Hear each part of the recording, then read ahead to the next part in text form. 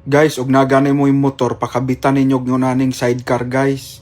Dayon magtinda mo ngunani oh.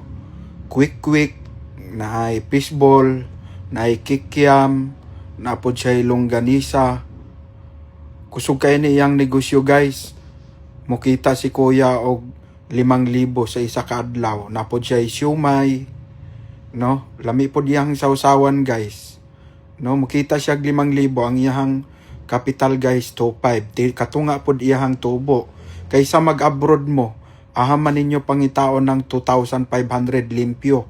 Malinis 2,500. Isa-isang buwan yan 75,000. Kaysa mag-abroad kayo 20,000 lang, 22. Bakit ka mag-abroad kung kaya naman kitain dito? Kaysa naman yung motor mo, pamporma-porma mo lang. Pakabitan mo ng sidecar yan. Ganito oh. 10,000 ang sidecar tapos bili kayong ganitong mga lutuan. Oh, kaysa ibayad mo ng placement fee, magnegosyo ka tapos punta ka sa bayan-bayan na tabi-tabi ng kalsada, daanan ng tao. Kaya mo kitain para makaahon ka sa kahirapan guys. Makaahon kayo. Ako kasi vendor ako, matagal akong nagiging vendor.